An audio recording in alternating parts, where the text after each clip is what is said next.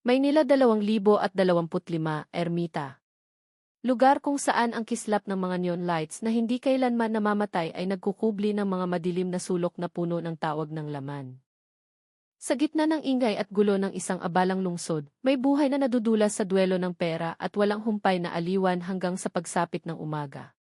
Sa mga establishmento ng nightlife, ang hangganan sa pagitan ng tama at mali ay nagiging sadyang napakanipis.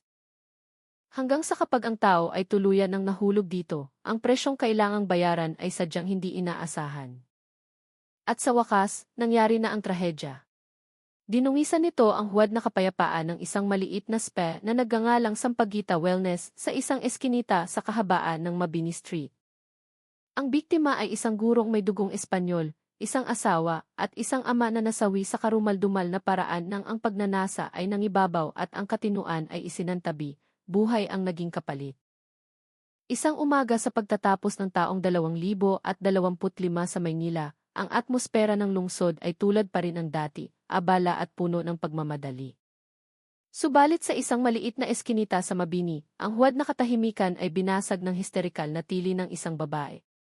Siya ay si Rina Santos, ang may-ari ng Sampaguita Wellness Massage and Spa, ang lugar na katatapos lang maging lokasyon ng isang kahindik-hindik na pagpaslang. Tulad ng nakagawian, bandang 9:00 ng umaga, minamaneho ni Rina ang kanyang motor patungo sa spa upang simulan ang araw ng trabaho. Ngunit ngayong araw, mayroong kakaiba. Ang roll-up door ng spa ay nakasarado pa rin ng mahigpit. Isang bagay na hindi pa nangyayari noon. Karaniwan, sa oras na ito, ang kanyang dalawang pamangkin na sina Sheila Agustin at Rhea Flores ay dapat nakapagbukas na, naglilinis ng lugar, at handa ng tumanggap ng mga customer. Isang masamang kutob ang bumalot sa kanya.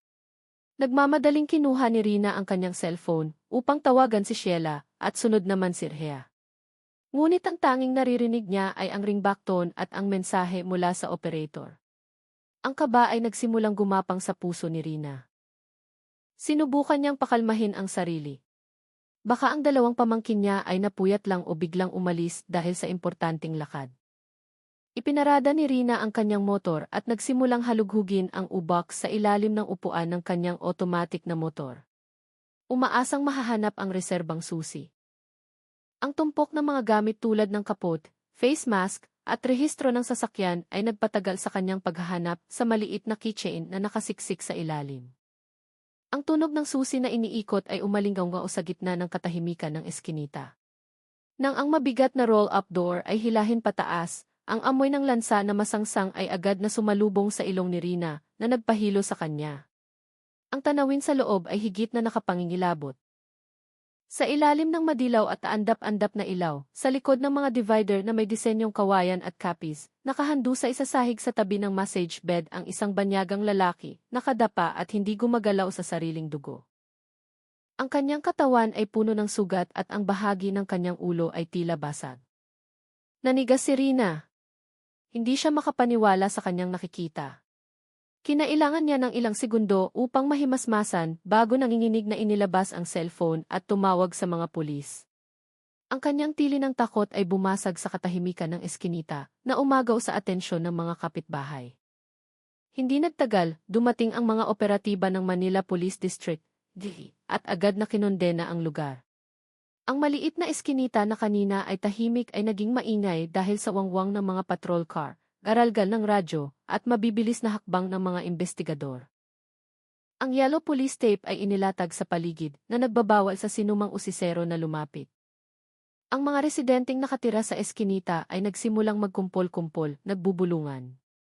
Bawat isa ay may kanya-kanyang espekulasyon at teorya. Sabi nila yung dayuhan pinatay ng brutal, bulong ng isang ale na nagtitinda ng samalamig. Siguradong away yan sa babae o crime of passion. Wala namang gagawa ng ganyan kagrabe kung walang matinding galit, hula naman ng isang tricycle driver. Mayroon ding nag-iisip na ito ay akyat bahay na nauwi sa patayan dahil ang biktima ay dayuhan na maaaring may dalang malalaking halaga. Ang kapaligiran sa eskinita ay naging maigting at nakakatakot. Ang mga tsismis ay patuloy na kumalat, bumubuo ng iba't ibang senaryo ng krimen na hindi nila sukat akalain.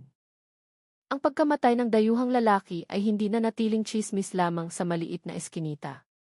Nang umagang iyon, sa pamamagitan ng SCP na natagpuan sa kanyang leather wallet, ang pagkakakilanlan ng biktima ay nakumpirma.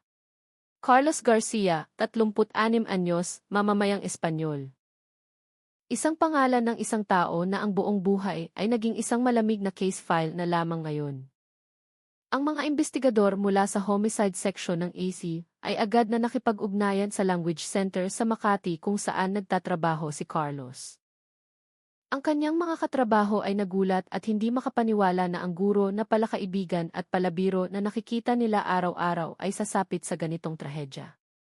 Ang impormasyon tungkol sa pagpaslang ay agad na ipinarating sa Embahada ng Espanya sa Makati. Sinimulan ang masakit na prosesong diplomatiko upang ipagbigay alam sa pamilya ng biktima na nasa kabilang panig ng mundo, isang asawa at isang anak na lalaking 9 na taong gulang na hindi na muling makikita ang kanilang ama. Sa crime scene, habang ang SOCO team ay masusing kumukuha ng bawat ebidensya, ang ibang grupo ay nakatuon sa nag-iisang kikis camera sa spa na nakakabit mismo sa itaas ng kahera. Ito ang tanging matang walang buhay na nakasaksi sa mga huling sandali bago mangyari ang krimen. Ang footage ay agad na nakuha. Ang monitor ay nagpakita ng mga imahe na inirewind sa gabing iyon. 9:00 ng gabi. Pumasok si Carlos Garcia sa spa. Nakasuot siya ng simpleng t-shirt at shorts, mukhang presko at pamilyar sa lugar. Malinaw na hindi ito ang unang beses niyang pumunta. Umiti pa siya at nagbitiw ng ilang salita sa 2 dalagang nakatayo sa kahera. Ang 2 babae, na sa pamamagitan ng TC, ay nakilalang sina Sheila Agustin at Rhea Flores, ay sumagot ng ngiti na tila formal at propesyonal. Dumiretso si Carlos sa massage room sa loob at nawala sa sakop ng kamera. Dahan-dahang lumipas ang oras. Ang screen ay nagpapakita lamang ng hindi gumagalaw na imahe ng tahimik na mesa ng kahera. Ang digital na orasan sa screen ay nagpapakita ng 9:40 ng gabi. Bigla, mula sa direksyon ng massage room, bagaman hindi naririnig ang boses, makikita sa recording na ang kortina ay bahagyang yumugyog at tila may kaguluhan. Matapos iyon, narinig ang tili ng isang babae na puno ng takot.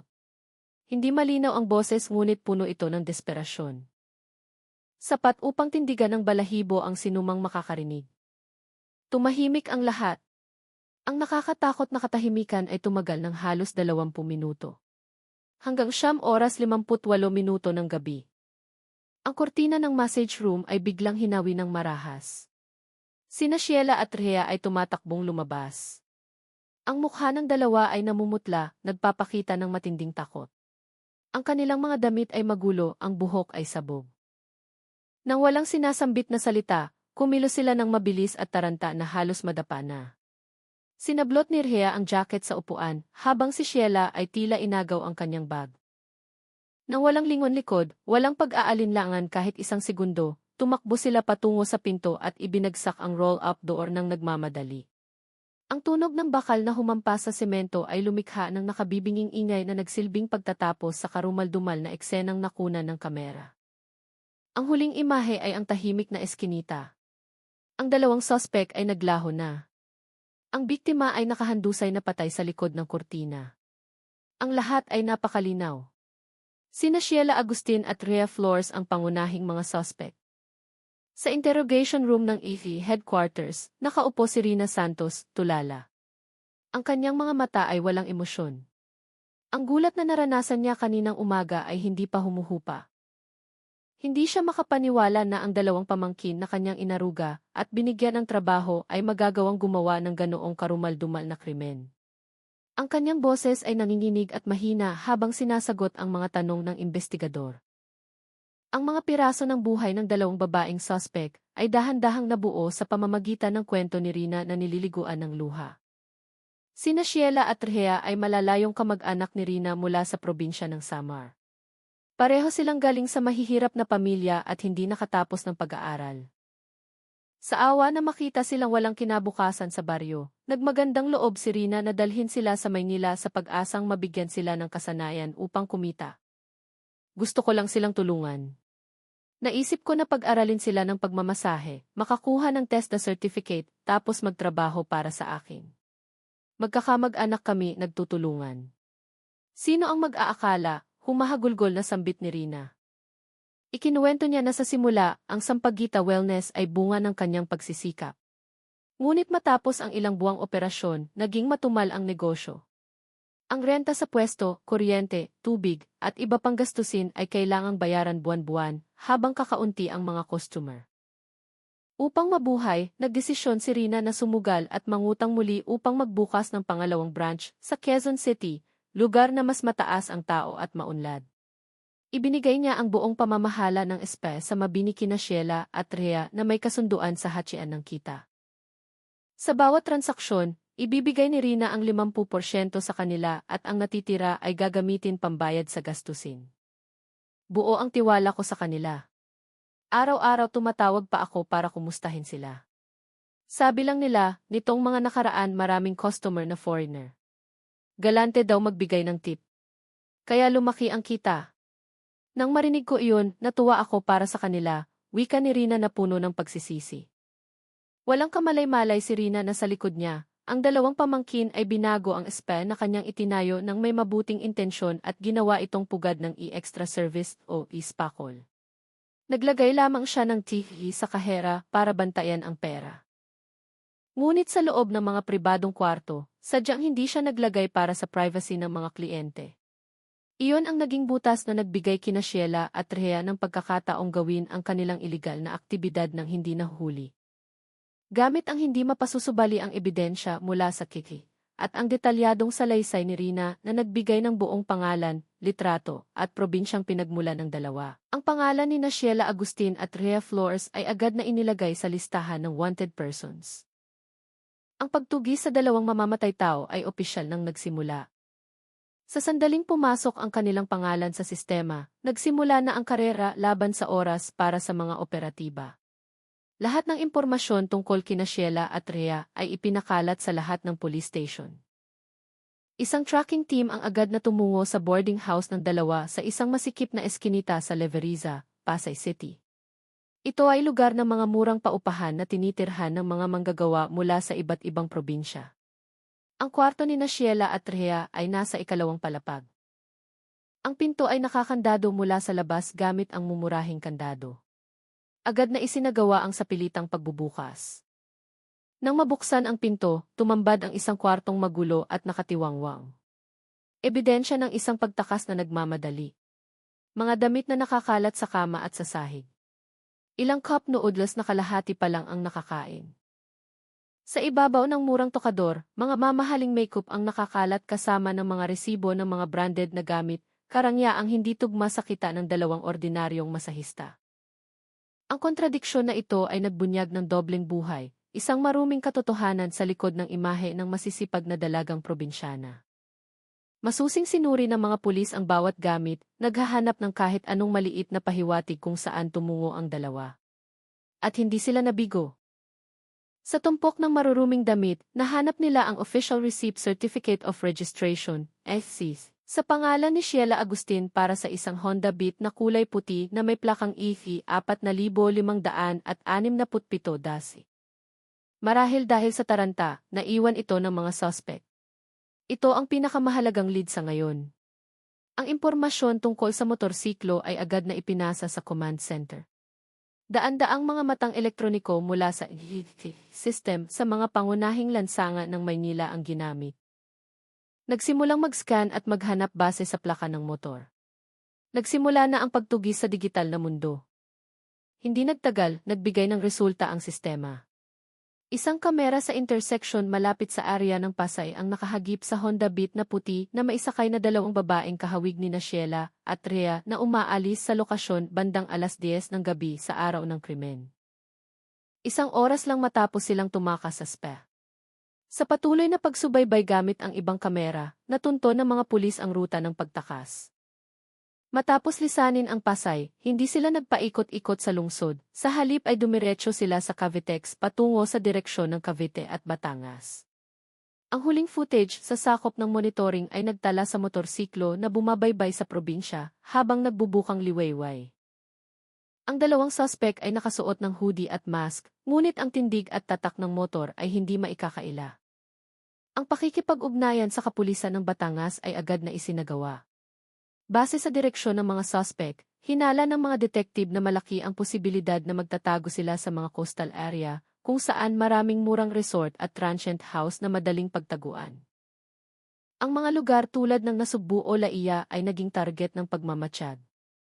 At ang hinala ay napatunayang tama. Kinahapunan, isang kihihihi ng isang kainan malapit sa tabing dagat sa Nasugbu, Batangas ang nakahagip sa Honda Beat na puti na may tugmang plaka na pumapasok sa isang maliit na kalsada, patungo sa looban ng barangay. Ang oras sa recording ay bandang 10:00 ng umaga. Bagaman hindi masyadong malinaw ang kuha, sapat na ito upang kumpirmahin na ang dalawang mamamatay tao ay nagtatago sa lugar na ito. Ang bitag ay unti-unting sumisikip. Habang hinihigpitan ng mga pulis ang paligid, sa isang maliit na bahay na nakatago malapit sa dalampasigan ng Nasugbu, sina Sheila Agustin at Rhea Flores ay ninanamnam ang isang nakagigimbal na kapayapaan. Nakikituloy sila sa bahay ni Diana Reyes, isang magandang dalaga na may online business na nakilala ni Rhea sa social media ilang buwan na ang nakararaan. Sa dahilang gusto nilang magbakasyon at maghanap ng bagong tanawin sa Batangas, sina Sheila at Rhea ay tinanggap ni Diana ng walang halong hinala. Para kay Diana, ito ay simpleng meet-up ng mga magkakaibigan sa internet, isang kasiyahang karaniwan sa mga kabataan. Ang kalupitan at pagiging manhid ng dalawang suspect ay kitang-kita sa kanilang inaasal.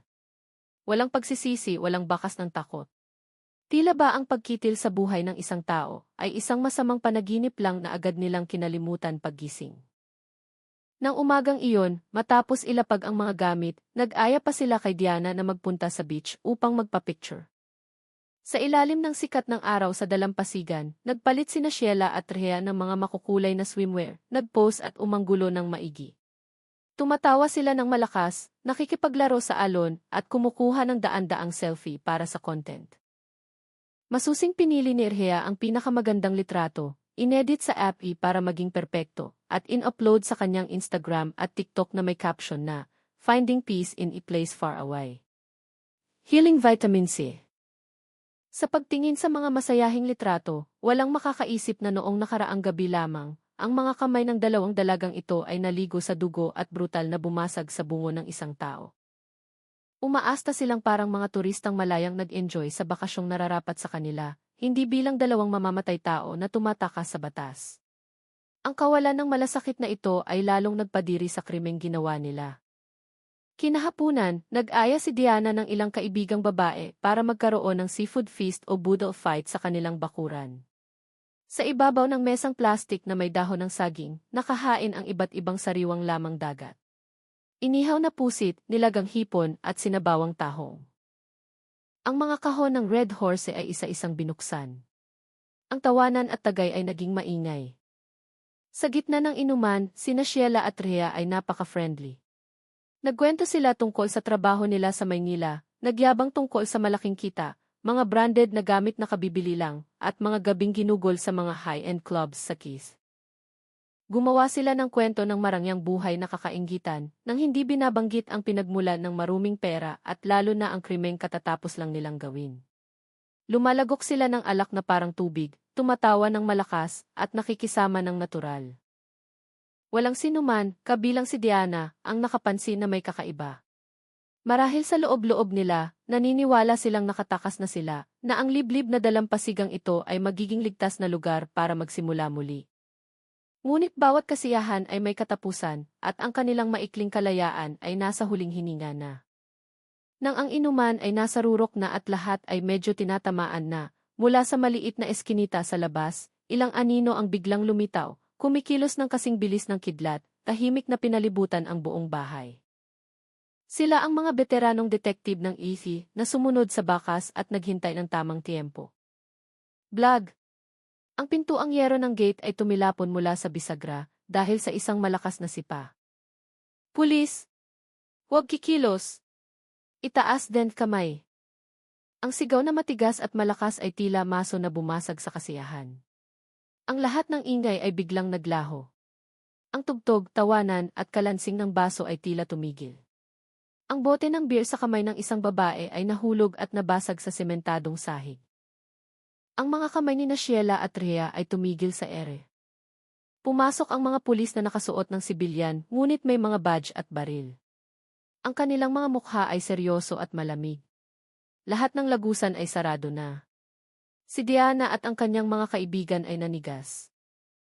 Ang kanilang mga mukha ay nagbago mula sa saya patungong sindak, hindi naiintindihan ang nangyayari. Ngunit iba sina Sheila at Rhea. Nang makita nila ang mga estranghero at marinig ang salitang pulis, ang lahat ng epekto ng alak sa kanilang katawan ay tila naglaho. Ang ngiti sa kanilang labi ay napawi, napalitan ng matinding hilakbot. Ang magagandang mukha ng dalawa ay namutla. Ang kanilang mga mata ay naglilikot, naghahanap ng matatakbuhan ng desperado. Ang pagkataranta ay tumagal lamang ng ilang segundo. Masyadong mabilis at propesyonal ang mga pulis. Dalawang babaeng pulis ang mabilis na lumapit, hinawakan ang mga kamay ni Sheila at Rhea at pinuwersa sa likod. Click! Click! Dalawang pares ng bakal na posas ang kumandado sa pulsuhan ng dalawang kriminal. Ang lamig ng bakal ay tila kuryenteng gumapang sa kanilang puso, nagsasabing tapos na ang laro. Lahat ng pagtanggi at tangkang pagtakas ay wala ng saysay. Sa gitna ng bakuran na puno ng kalat ng pagkain at bote ng beer, sina Sheila Agustin at Rhea Flores ay inilabas, naglalakad ng nakayuko sa gitna ng nagtataka at gulat na tingin ng kanilang mga bagong kaibigan. Ang maikling pagtakas at huling kasiyahan ay natapos ng biglaan. Sa himpilan ng Manila Police District, ang atmosfera ay ibang-iba sa maingay na seafood feast ilang oras ang nakararaan. Sa ilalim ng malamig na puting ilaw sa interrogation room, sina Sheila Agustin at Rhea Flores ay hindi na mga dalagang fashionista na mahilig mag-party, kundi dalawang bilanggo na nakakaawa. Ang maskara ng kawalan ng pakialam ay tuluyan ng nabasag. Nagpapakita ng takot, pagkalito at pagsisising huli na.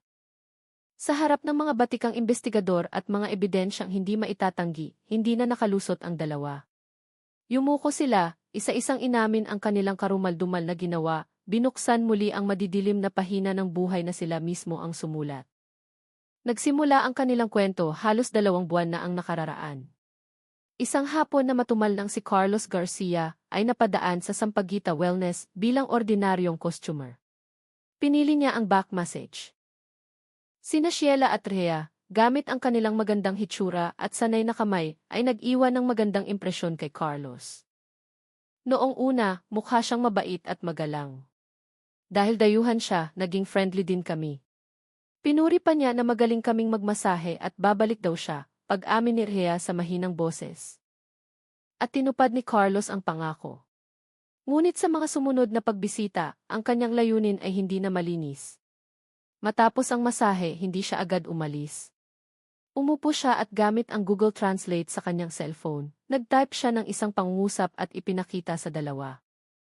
Ang pangungusap sa Tagalog ay medyo baluktot, pero sapat para matigilan sina Sheila at Rhea. Serbisyong masahe gamit ang kamay at bibig, o extra service. Agad na tumanggi ang dalawa. Naaalala pa nila ang bili ng kanilang tita Rina na ingatan ang sarili. Ngunit habang nagsasalita pa lang ang katinuan, ang tukso ng pera ay pumasok na. Hindi sumuko si Carlos. Umiti siya, inilabas ang wallet, naglatag ng ilang pirasong 500 peso sa mesa, at sumenyas na tip iyon. Pagkatapos, itinaas niya ang 3 daliri, binanggit ang halagang 10,000 piso, ZE10,000, ipinapahiwatig na magbabayad siya ng ganun kalaki kung papayag silang dalawa. 10,000 piso. Napakalaking halaga kumpara sa kita sa ordinaryong masahe. Ang halagang iyon ay halos katumbas na ng sweldo nila sa isang buwan. Sa harap ng ganong kalaking tukso, ang pader ng moralidad ng 2 dalagang probinsyana ay nagsimulang gumuho. Natakot kami noon pero naisip namin yung pera. 10,000 para sa trabahong wala pang 1 oras. Kailangan namin ng pera. Kaya pumatol kami, humihikbing sabi ni Sheila. Ang gabing iyon ay opisyal na nagbukas ng pinto ng impyerno. Naging suki si Carlos, pero hindi na siya nag-iisa. Nang mapagtanto na may potensyal na merkado, nagmungkahi siya ng negosyo. Siya ang magiging bugaw o ahente, ipapakilala ang kanyang mga kaibigang dayuhan para magsaya. Sa bawat customer na dadalhin ni Carlos, kukuha siya ng 30% komisyon. Ang natitira at ang tip ay mapupunta kina Sheila at Rhea ng buo. Isang maayos na prostitution ring ang nabuo ng palihim. Ang iligal na negosyo ay tumakbo ng maayos. Nagsinungaling sila kay Tita Rina, sinabing dumarami ang customer na foreigner na galante kaya tumaas ang kita. Para pagtakpan ang bakas, patuloy nilang ibinibigay ang 50% ng kita mula sa legal na masahe. Habang ang lahat ng pera mula sa prostitusyon ay pinaghahatsyan nilang dalawa. Sa loob lang ng 2 buwan, bawat isa sa kanila ay nakalikom ng halos 700,000 pesos. Dahil sa pera, nagbago sila mula sa pagiging mga dalagang simple at mahiyain. Sina Sheila at Rhea ay naging mga anak mayaman na sunod sa uso. Ginamit ni Sheila ang pera para bumili ng bagong Honda Beat. Walang humpay silang namili ng mga damit na branded, mamahaling bag at high-end cosmetics. Ginugol nila ang mga gabi sa mga bars at clubs sa Maynila. Nagsunog ng pera sa party hanggang umaga. Binulag ng maruming pera ang kanilang mga mata at ang gabing iyon ay dumating na. Noong gabing iyon, dumating si Carlos na lasing. Humingi siya ng serbisyo sa dalawa tulad ng dati, pero sa pagkakataong ito, ang kanyang pagnanasa ay lumagpas sa limitasyon. Habang pasuray-suray, naglapag siya ng makapal na pera sa mesa, bumulong ng halagang 20,000 piso, 20,000 at humingi ng totoong pakikipagtalik sa kanilang dalawa. Tumanggi kami agad. Ginagawa namin yung extra service para sa pera. Pero hindi kami nakikipagtalik talaga, paliwanag ni Rhea habang umiiyak. Nang makita ang matigas na pagtanggi, nagkunwari si Carlos na nagbibiro lang. Pero palabas lang pala iyon. Nang sina Sheila at Rhea ay naglilingkod at nakababa ang depensa, biglang bumaliktad si Carlos. Ginamit niya ang laki ng kanyang katawan para dagan si Sheila sa kama, nagtatangkang gahasain ito. Sa biglaang pag-atake, nakatili lang si Sheila sa takot. Nang makita ito, agad na sumugod si Rhea, pilit na hinihila si Carlos, pero talo siya sa lakas. Nagalit si Carlos, sinipa niya ng malakas si Rhea sa tiyan hanggang sa tumalsik ito sa sahig. Sa pagkataranta, sinubukan ni Rhea na gumapang para kunin ang cellphone at tumawag ng pulis. Pero napansin ito ni Carlos. Inagaw niya ang telepono, ibinalibag hanggang mabasag, at ipinagpatuloy ang pambababoy kay Sheila. Ilang sandali pa, matapos humupa ang sakit, nagawang tumayo ni Rhea. Nakita niya ang kaibigan na binababoy ng brutal. Ang galit at takot ay sumabog sa kanya. Ang kanyang mata ay naglibot sa paligid at tumigil sa isang mabigat na palamuting marmol, isang ashtray na bato na nasa estante sa kanto. Nang walang isip-isip, sinunggaban niya ang bato, tumakbo mula sa likuran, at inihampas ito ng buong lakas sa ulo ni Carlos. Sa biglaang paghataw, agad na bumagsak si Carlos. Tulirong itinulak ni Sheila ang katawan ng lalaki at gumapang sa sulok habang umiiyak ng histerikal. Akala nila ay tapos na, pero hindi pa. Ang galit at kahihiyan ay ginawang demonyo si Sheila. Nang makitang gumagalaw pa si Carlos, inagaw niya ang bato mula sa kamay ni Rhea. Mamatay ka. Dapat kang mamatay. Habang sumisigaw, itinaas ni Sheila ang bato at inihampas ito ng paulit-ulit ng walang awa sa ulo ni Carlos hanggang sa hindi na gumagalaw ang lalaki. Ang dugo ay kumalat sa sahig. Matapos ang pagpatay, doon lang sila natauhan. Tinitigan nila ang bangkay ni Carlos, ang lansa ng dugo at ang sarili nilang mga kamay. Nilamon sila ng matinding takot. Hindi sila naglakas loob na magsumbong sa pulis dahil sa takot sa kasong murder at sa pagkabunyag ng kanilang iligal na negosyo. Sa takot, ang instinct na mabuhay ang gumana. Nagmamadali silang nagbihis, kinuha ang bag at tumakbo palabas ng espe, isinara at kinandado ang roll-up door. Pagdating sa boarding house, kinuha nila ang Honda Beat at humarurot, iniwan ang Maynila ng gabing iyon patungong Batangas para magtago. Sa daan, gumawa sila ng kwento na magbabakasyon para tawagan si Diana, ang kaibigan nila sa internet, para makahanap ng matutuluyan. Akala nila makakalusot sila. Ang paglilitis kina Sheila Agustin at Rhea Flores ay ginanap ilang buwan ang lumipas sa Manila Regional Trial Court. Sa harap ng hukom, ang dalawang akusado ay tapat na inamin ang lahat ng kanilang ginawa. Hinatulan ng korte na ang ginawa ng mga akusado ay sadyang napakalupit, ang pagkitil ng buhay sa sadistikong paraan. Bagaman may katotohanan na ang biktima ang naunang gumawa ng sexual na pag-atake, ang ginawang self-defense ay lumampas sa hangganan ng irreasonable necessity ayon sa batas. Ang depensa ay naging sobra, lalo na ang ginawa ni Sheila Agustin matapos na ang biktima ay lumpo na at hindi na makapanlaban. Sa pagtatapos ng paglilitis, sa salang murder ayon sa Revised Penal Code ng Pilipinas, si Sheila Agustin ay hinatulan ng reclusion perpetua o pagkakulong ng habambuhay. Si Rhea Flores naman ay tumanggap ng hatol na reclusion temporal o 20 taong pagkakulong. Ang dalawang hatol na ito ay presyong napakamahal na kabayaran sa panandaliang pagkadulas dahil sa pera. Salamat sa pagsubaybay sa kasong ito. Ang kaso ng pagpatay sa Sampaguita Wellness sa Mabini Street ay nagtapos sa hatol na nararapat para sa dalawang may sala. Ngunit, ang sugat at mapait na aral na iniwan nito ay mananatili. Ang trahedyang ito ay una sa lahat, isang matigas na paalala sa mga kabataan na nasa pintuan ng tunay na buhay. Sa gitna ng ingay ng Maynila na puno ng tukso, kung walang matibay na mentalidad at pundasyong moral, napakadaling madapa. Mula sa pagiging mga dalagang probinsyana na inosente, dahil lang sa kasakiman at pagnanais ng marangyang buhay ng walang hirap, itinulak ni Sheila at Rhea ang sarili sa daan ng krimen, mula prostitusyon hanggang pagpatay. Ang perang nakuha mula sa pagbenta ng dangal ay hindi kailanman magdadala ng kaligayahan.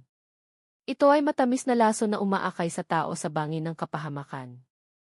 Ang kasong ito ay naging aral din tungkol sa bunga ng pagnanasang hindi mapigilan. Si Carlos Garcia, ang biktima, ay siya ring mitsa ng trahedya. Mula sa isang customer, naging bugao siya, binago ang isang malinis na spa at ginawang pugad ng prostitusyon para kumita at punan ang makahayop na pagnanasa niya at ng kanyang mga kaibigan. Hanggang sa isang gabi, habang lasing, nang ang pagnanasa ay sumagad at nawalan ng kontrol, kinailangan niyang magbayad gamit ang sarili niyang buhay. Sa huli, ang kwentong ito ay mensahe para sa ating lahat. Ang hangganan sa pagitan ng kabutihan at kasamaan, sa pagitan ng tama at mali, ay minsan sadyang napakanipis. Isang maling desisyon sa oras ng kahinaan ay pwedeng sumira sa buong buhay. Mamuhay at magtrabaho ng marangal gamit ang sariling pawis. Huwag hayaang bulagin ng mahika ng pera ang katinuan. At matutong huminto bago mahuli ang lahat. Dahil bawat krimen, mabilis man o